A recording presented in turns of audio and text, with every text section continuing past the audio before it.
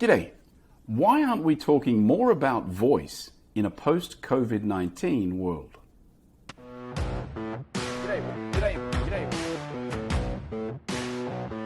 For a couple of years now, I've been talking to you about how voice is likely to become the user interface of the future.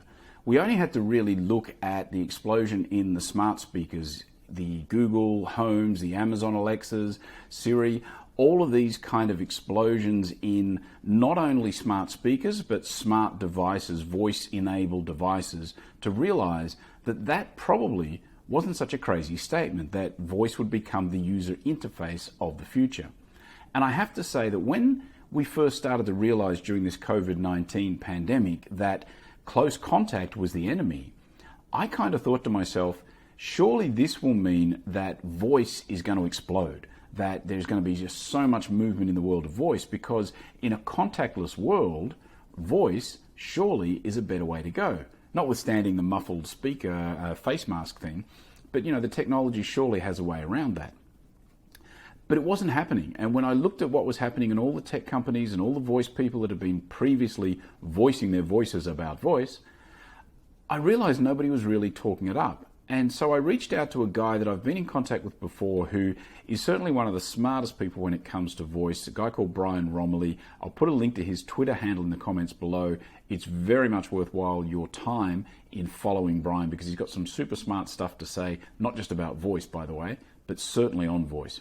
And when I asked him, why haven't we seen an explosion in voice? He said there's really two factors. First of all, we've kind of reached the limits of what the technology can do. So where we are today is pretty much as good as the technology can be as of today. So it's not just a case of there's a million user cases just waiting to apply all this new technology. We've already gone as far as we can kind of go right now. And that leads into the second point, which is we need more innovation. And right now, we're just not seeing the innovation because people are understandably focused on other things and businesses are shut down, economies are shut down. So it makes sense. So we've reached the edges of the technology and there's just not a lot of innovation happening right now. They're the two reasons why Brian says that voice hasn't become a much bigger focus and talking point during this crisis and in the contactless world or low contact world we're going to go into. But what I found really interesting from Brian is that he actually thought COVID-19 may prove to be a setback for voice. He actually thinks rather than being a springboard into the future growth of voice, he believes that because we're going to take a bit of a hit in voice during this period, he reckons it's actually going to be a bit of a slowdown in terms of voice technology, voice adaptation moving forward. What do you reckon? Let me know in the comments below what you think. Check out Brian Roemmele's Twitter handle as well, because I do believe it's definitely worth following Brian. He's got some smart stuff to say.